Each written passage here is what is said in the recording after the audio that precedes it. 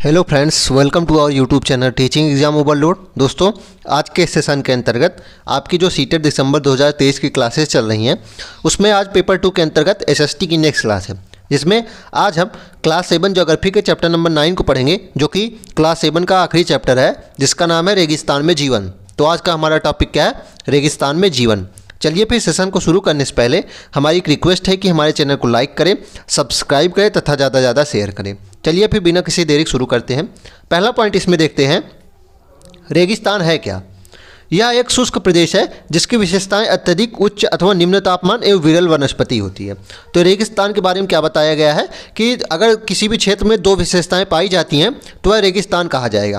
पहली विशेषता ये है कि वनस्पतियां विरल होंगी, मतलब अगर कुछ पेड़ पौधे यहाँ हैं तो 2 किलोमीटर बाद दूसरे पेड़ पौधे हों, मतलब जो पेड़ पौधे होते हैं, जो विभिन्न जो वनस्पतियां हैं वह दूर दूर हों। तथा दूसरी विशेषता यह बताई गई है, तापमान या तो अत्यधिक उच्च हो, मतलब बहुत ज़्यादा गर्म हो तापमान, या फिर अत्यधिक निम्न हो, अर्थात बहुत ज़्यादा शुष्क हो, अर्थात ठंडा हो। तो रेगिस्तान इस प्रकार हमें पता चलता है कि तापमान के आधार पर रेगिस्तान गर्म या ठंडे हो सकते हैं। तो अभी तक हमने क्या जाना कि रेगिस्तान के बारे में जो चीज़ें सीखी कि वनस्पतियाँ विरल होती हैं यहाँ, और या तो यह गर्म होते हैं या तो ठंडे हैं। आगे देखते हैं, अब सहारा के बारे में देखते हैं, जो विश्व का सबसे बड़ा रेगिस्तान है, उसके बारे में देखते हैं। यह लगभग 8.54 लाख वर्ग किलोमीटर है। तो सबसे पहली बात सहारा रेगिस्तान के बारे में पता चलती है क्या कि यह सबसे लार्जेस्ट रेगिस्तान है, और इसका कितना एरिया है? एरिया है 8.5 लाख स्क्वायर किलोमीटर।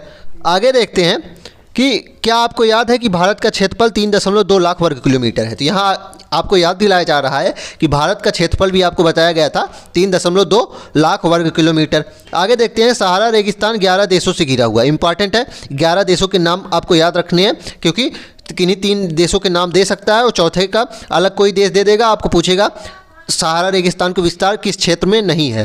तो वो 11 देश कौन कौन से हो जाएंगे? अल्जीरिया, चाड, मिस्र, Libya, Mali, Mauritania, Morocco, Niger, Sudan, Tunisia और पश्चिमी सहारा। तो 11 देश आप देख लीजिएगा, अल्जीरिया, चाड, मिस्र, Libya, Mali, Mauritania, Morocco, Niger, Sudan, Tunisia और क्या है? पश्चिमी सहारा है। आगे देखते हैं, आगे कहा जा रहा है कि रेगिस्तान के बारे में आप सोचते हैं तो आपको क्या पता चलता है, आपके मस्तिष्क में क्या आता है कि बालू की विशाल परतें ना, लेकिन जो सहारा मरुस्थल है, यहाँ सिर्फ बालू की विशाल परतें ही नहीं हैं, बल्कि बजरी के मैदान भी हैं और नग्न चट्टाने वाले पठार भी पाए जाते हैं। तो जो सहारा मरुस्थल है, वहाँ सिर्फ बालू के जो चट्टाने हैं वही नहीं हैं, वहाँ बजरी के मैदान भी हैं और बड़े विशाल पठार भी पाए जाते हैं, जिनकी ऊंचाई लगभग 2500 मीटर तक अत्यधिक पहुँच चुकी है, मतलब उच्चतम ऊँचाई 2500 मीटर तक की भी वहाँ पठार पाए गए हैं। आगे देखते हैं, अगला पॉइंट है कि आपको यह जानकर आश्चर्य होगा कि आज का सहारा रेगिस्तान एक समय में पूर्णतः हरा भरा मैदान था।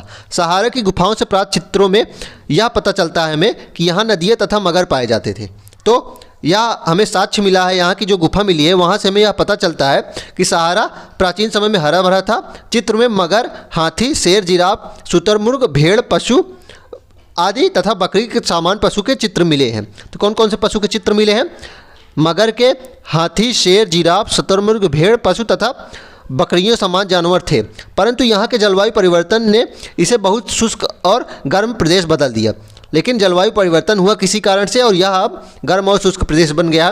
तो ध्यान रखिएगा, इंपॉर्टेंट पॉइंट है कि प्राचीन गुफा से हमें वहाँ के यह साक्ष्य मिलता है कि सहारा प्राचीन समय में एक हरा भरा क्षेत्र था। आगे देखते हैं, देख लीजिए ये क्षेत्र दिखाए गए हैं, 11 देश दिखाए गए हैं सहारा मरुस्थल के, जिसमें ट्यूनीशिया, लीबिया, अल्जीरिया और मिस्र आदि दिए गए हैं। आगे देखते हैं, आगे अगला पॉइंट है कि सहारा के अल अजीजिया क्षेत्र में जो त्रिपोली लीबिया के दक्षिणी भाग में स्थित है, यहाँ का सबसे अधिक तापमान 1922 में 57.7 डिग्री सेल्सियस दर्ज किया गया था। तो सहारा के जो अल अजीजिया क्षेत्र है, और यह कहाँ है? त्रिपोली लीबिया के दक्षिणी भाग में है। यहाँ 1922 में 57.7 डिग्री सेल्सियस तापमान दर्ज किया गया था। अगला है कि अब देखते हैं सहारा रेगिस्तान की जलवायु कैसी है। चलिए अब देखते हैं सहारा रेगिस्तान की जलवायु। सहारा रेगिस्तान की जलवायु अत्यधिक गर्म एवं शुष्क है। तो सहारा रेगिस्तान की जो जलवायु है अत्यधिक गर्म और शुष्क है। शुष्क होने का क्या मतलब है कि आर्द्रता बिल्कुल नहीं होती है, अर्थात बारिश होने का कोई चांस नहीं है। यहाँ की वर्षा ऋतु अल्पकाल के लिए होती है, तो वही कारण है, शुष्कता के कारण वर्षा ऋतु बहुत छोटे समय के लिए होती है। यहाँ आकाश बादल रहित और निर्मल होते हैं। चूँकि आर्द्रता बिल्कुल नहीं होती, इसलिए आकाश जो होते हैं बिल्कुल स्वच्छ होते हैं, बादल रहित होते हैं और निर्मल होते हैं। यहाँ नमी संचय होने की अपेक्षा तेज़ी से वाष्पित हो जाती है, और आर्द्रता है नहीं तो वायु जो होंगी शुष्क होंगी, और वायु जब शुष्क होती है तो वह जहाँ से भी आर्द्रता पाती है वहाँ से वो ले लेती है, जहाँ से भी उसे नमी मिलेगी वहाँ से ले लेगी, चाहे अपने शरीर से तो चाहे आपके शरीर से ले लेगी। अब विभिन्न तरीके से वह वाष्पीकरण के लिए कहीं से भी ले लेती है, जैसे कि होठ आदि जो फटते हैं ठंडी में क्यों होते हैं, क्योंकि शुष्क वायु जो होती है वह नमी ले लेती है, आपकी नमी खींच लेती है। इसलिए यहाँ बताया जा रहा है यहाँ नमी संचय होने की अपेक्षा वाष्पीकरण ज़्यादा तेज़ी से होता है। दिन अविश्वसनीय रूप से गर्म होते हैं, तो जो दिन होता है वह बहुत ज़्यादा गर्म होता है। दिन के समय तापमान 50 डिग्री सेल्सियस से ऊपर पहुंच जाता है, तो दिन के समय तापमान कहाँ तक पहुंच जाता है, 50 डिग्री सेल्सियस तक पहुंच जाता है, जिससे रेत एवं नग्न चट्टानें अत्यधिक गर्म हो जाती हैं।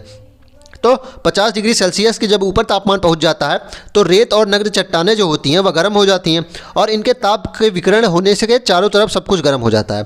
और जो रेत और चट्टानें हैं यह ताप विकिरण भी करती हैं, मतलब जो ऊर्जा है उसको विकिरित करती हैं, चारों ओर फैलाती हैं, तो इस कारण चारों ओर गर्मी फैल जाती है।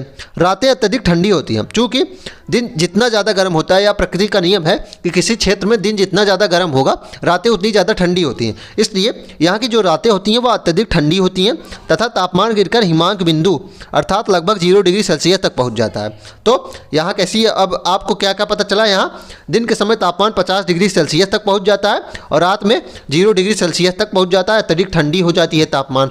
आगे देखते हैं। अगला है पॉइंट कि क्या आप जानते हैं वैज्ञानिकों को तो यहाँ मछलियों के कंकाल भी मिले हैं। तो सहारा रेगिस्तान में वैज्ञानिकों को मछलियों के कंकाल भी मिले हैं। अब मछलियों के कंकाल मिले हैं तो यह हमें पता ही चल जाएगा कि यहाँ नदी के भी साक्ष्य मिलते हैं ना, यहाँ नदी भी थी, तो इसलिए यहाँ हमें पता चलता है कि प्राचीन समय में यहाँ की जलवायु दूसरी थी, यहाँ हरा भरा क्षेत्र होता था पहले। आगे देखते हैं। अब देखते हैं यहाँ के लोगों के बारे में कुछ जान लेते हैं। सहारा रेगिस्तान की कष्टकारी जलवायु में भी विभिन्न समुदाय के लोग निवास करते हैं। तो सहारा रेगिस्तान की जलवायु कष्टकारी है ही है।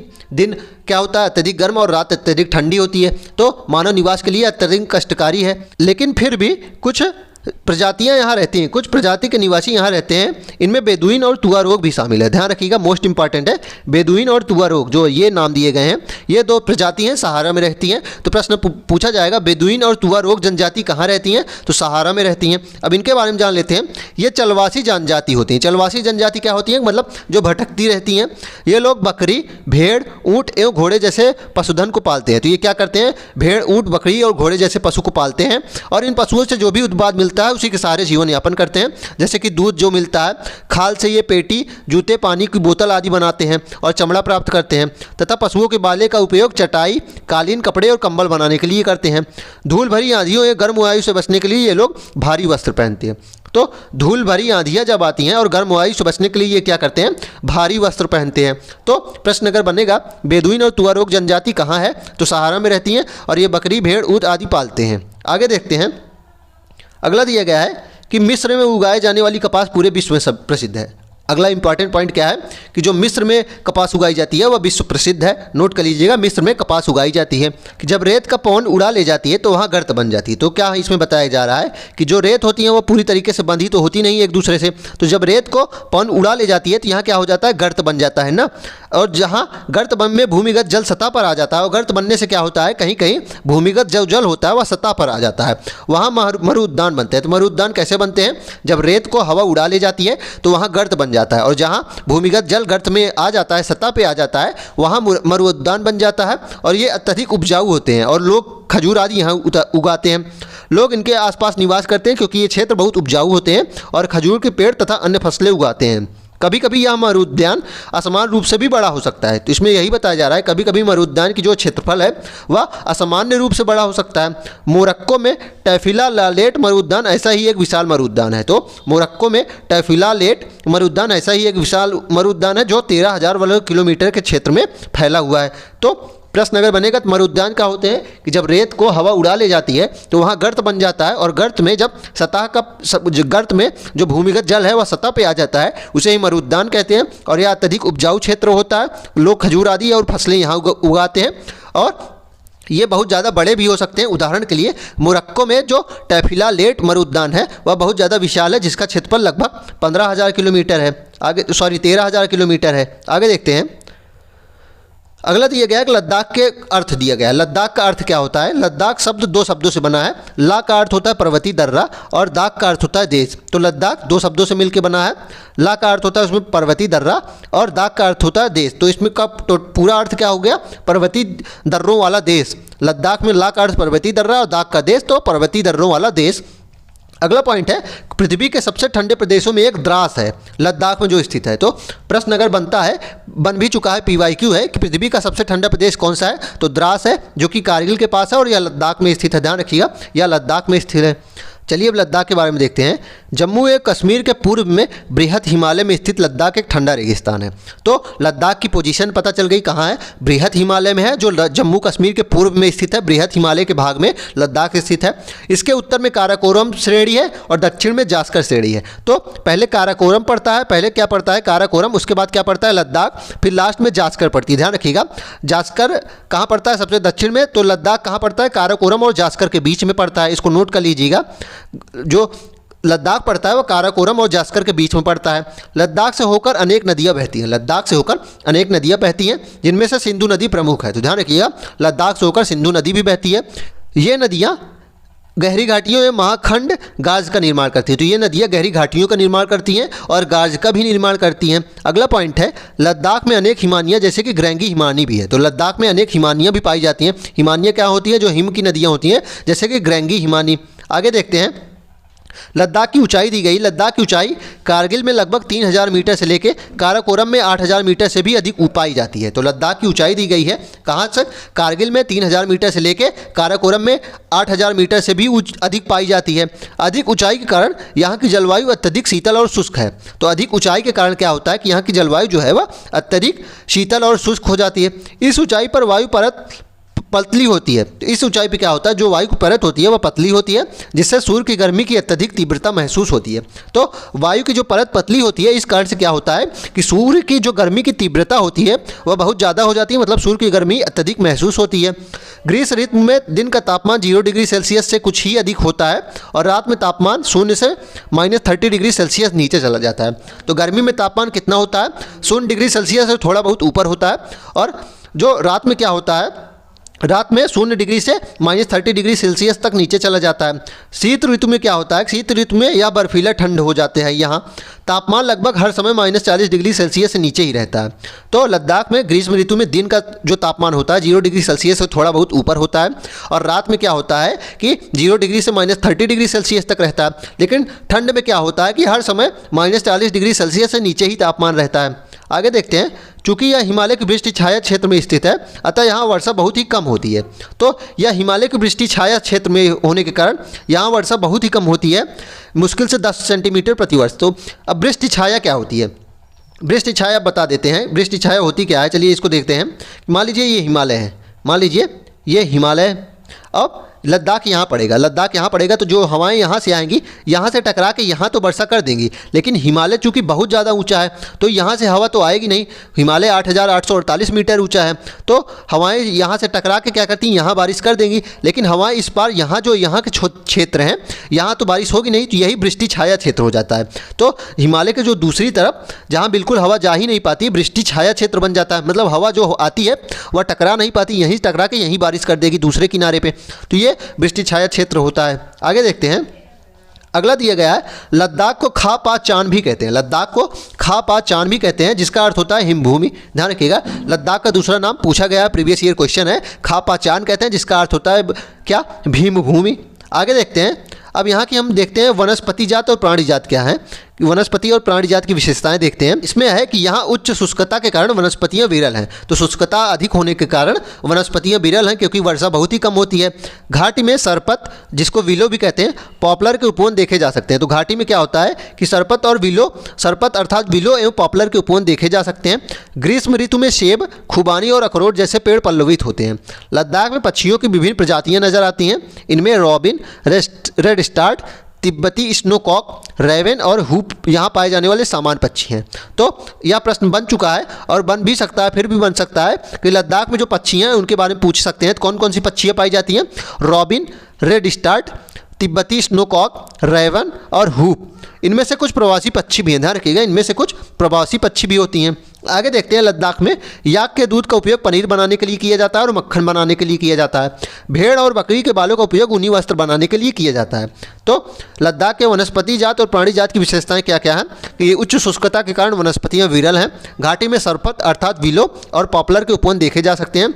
गर्मी में सेब, खुबानी और अखरोट के पेड़ उगाए जाते हैं। यहाँ कुछ पक्षियाँ भी पाई जाती हैं जो कि हैं रॉबिन, रेड स्टार्ट, तिब्बती स्नोकॉक, रेवन और हुप, और इनमें से कुछ पक्षियाँ प्रवासी पक्षी भी हैं जो बाहर से आती हैं। अगला पॉइंट इसमें देख लेते हैं। अगला पॉइंट इसमें एक और था कि याक के दूध का उपयोग पनीर और मक्खन बनाने के लिए किया जाता है तथा जो याक और भेड़ और बकरियों के बाल होते हैं उनसे ऊनी वस्त्र बनाया जाता है। अगला पॉइंट है कि चीरू या तिब्बती एंटीलोप एक विलुप्त प्राय जीव है। अगला पॉइंट क्या है, चीरू या तिब्बती एंटीलोप एक विलुप्त प्राय जीव है जिसका शिकार शाहतूश नामक इसके ऊन के लिए किया जाता है, जो वजन में हल्का और अत्यधिक गर्म होता है। ध्यान रखिएगा, अगर प्रश्न पूछा जाएगा शाहतूश क्या है, उसमें एक ऑप्शन दे दिया जाएगा कि यह चीरू या तिब्बती एंटीलोप का ऊन होता है। दूसरा दे दिया जाएगा इसकी विशेषताएं होती हैं, यह बहुत हल्का होता है। तीसरा पॉइंट दे दिया जाएगा कि यह अत्यधिक गर्म होता है। पूछेगा कौन कौन से ऑप्शन सही हैं, तो पहला ऑप्शन भी सही है, या तिब्बती एंटीलोप या चीरू का वो होता है, क्या होता है, ऊन होता है। दूसरी बात क्या होती है, उससे बनता है, ऊन से। दूसरी बात यह हल्का भी होता है। तीसरा यह बहुत ज़्यादा गर्म होता है। तो तीनों बातें सही हो जाएंगी, प्रश्न पूछा जा सकता है। आगे देखते हैं, आगे अब इनके लोगों के बारे में देख लेते हैं। लद्दाख में किस प्रकार के लोग रहते हैं, यहाँ की विशेषताएं क्या है लोगों की। यहाँ के अधिकांश लोग या तो मुसलमान हैं या बौद्ध हैं। तो यहाँ के अधिकांश लोग क्या हैं, या तो मुसलमान हैं या तो बौद्ध हैं।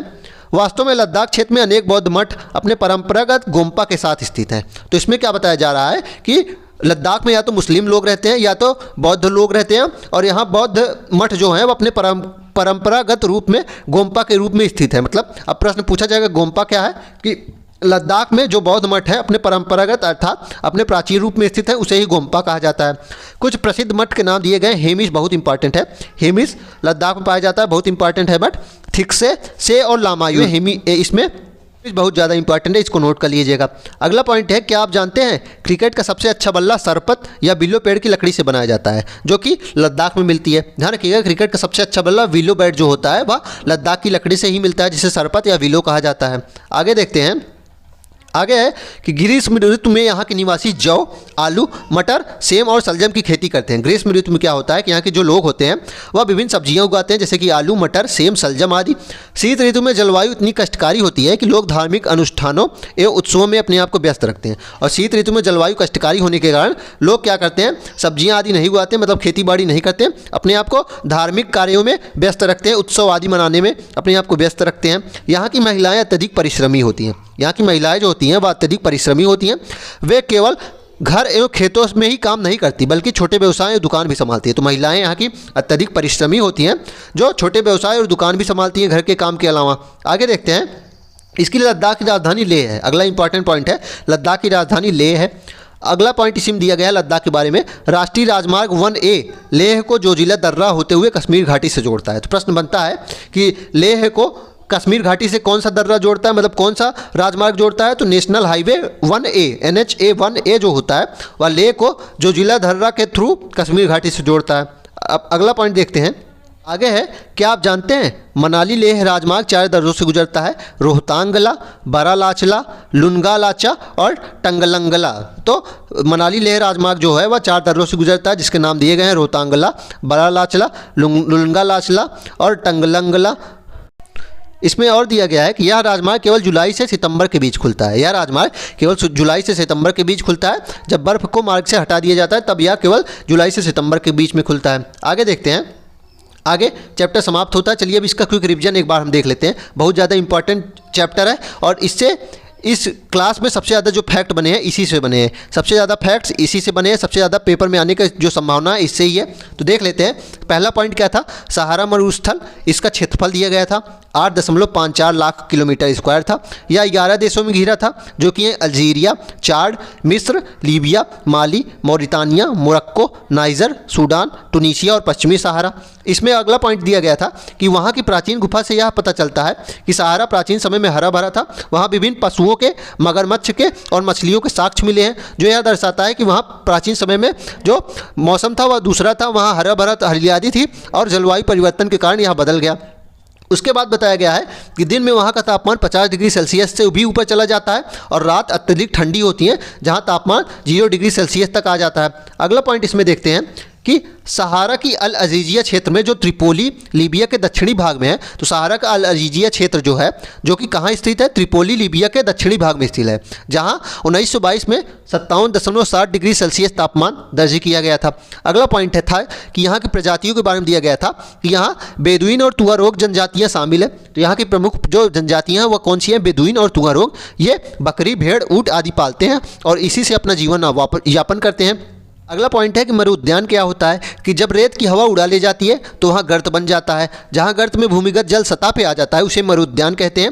यह बड़ी उपजाऊ ज़मीन होती है, लोग खजूर और खेती आदि यहाँ करते हैं और यह बहुत ज़्यादा बड़े भी हो सकते हैं। जैसे कि मोरक्को में टैफिला लेट मरु उद्यान है जो बहुत ज़्यादा विशाल है, जिसका क्षेत्रफल 13,000 किलोमीटर स्क्वायर है। उसके बाद हमारा अगला पॉइंट क्या था कि नेशनल हाईवे 1A जो है वह लेह को जोजिला दर्रा के होते हुए कश्मीर घाटी से जोड़ती है। लेह को जोजिला दर्रा के रास्ते से कश्मीर घाटी में जोड़ती है। अगला पॉइंट तक लद्दाख ला प्लस दाख शब्द से बना है। ला का अर्थ होता है पर्वतीय दर्रा और दाख का अर्थ होता है देश तथा इसे खापाचान भी कहते हैं, जिसका अर्थ होता है हिमभूमि। उसके बाद है कि पृथ्वी का सबसे ठंडे प्रदेश में से एक द्रास जो है वह यहीं स्थित है, लद्दाख में स्थित है।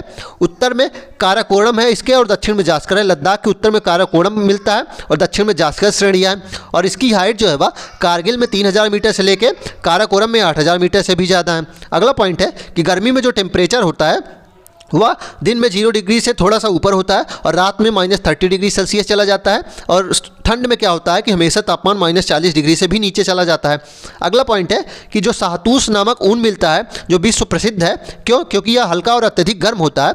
यह चीरू या तिब्बती एंटीलोप से मिलता है जो एक विलुप्त प्राय जीव है। अगला पॉइंट है कि विश्व के सबसे अच्छे जो बैट बनते हैं वह विलो लकड़ी से बनते हैं, जिसको सरपत भी कहते हैं और यह लद्दाख में पाए जाते हैं।